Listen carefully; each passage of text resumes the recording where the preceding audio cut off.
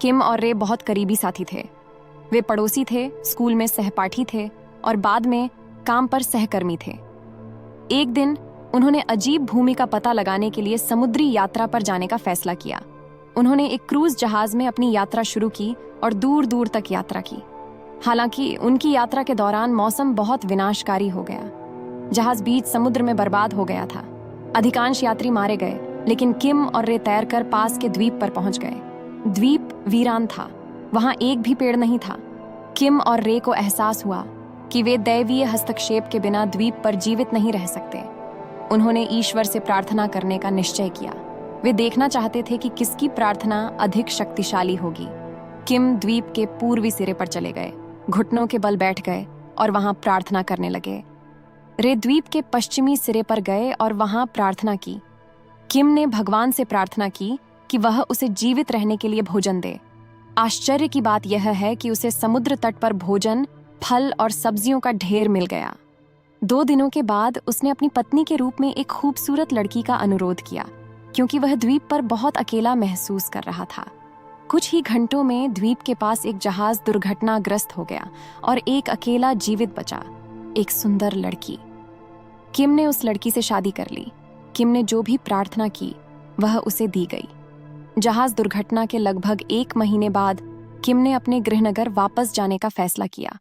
उसने भगवान से प्रार्थना की कि वह उसे घर ले जाने के लिए एक जहाज भेजे।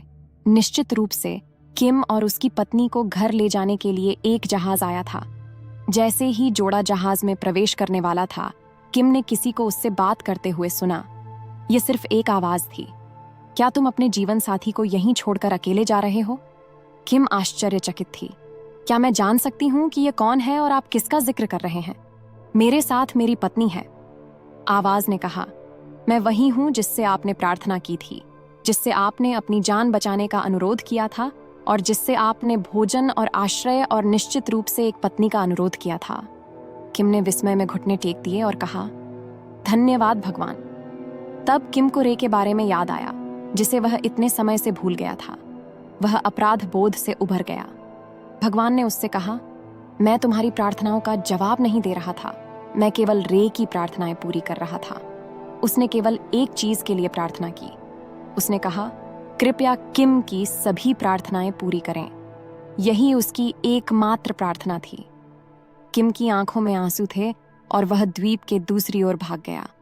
उसे एहसास हुआ कि उसने अपने सबसे अच्छे दोस्त रे के बारे में भी नहीं सोचा था और वह खुशी से अपने जीवन का आनंद ले रहा था। उसे रे वहां नहीं मिला। उसने भगवान से पूछा, रे कहाँ है? भगवान ने उत्तर दिया, मैं उसे अपने साथ ले गया। सुनहरे दिल वाला व्यक्ति मेरे साथ होना चाहिए, लेकिन मैं आपकी सभी प्रार्थनाएं पूरी करूंगा, जैसा कि मैंने उससे वादा किया था। किम पूरी तरह टूट चुका था।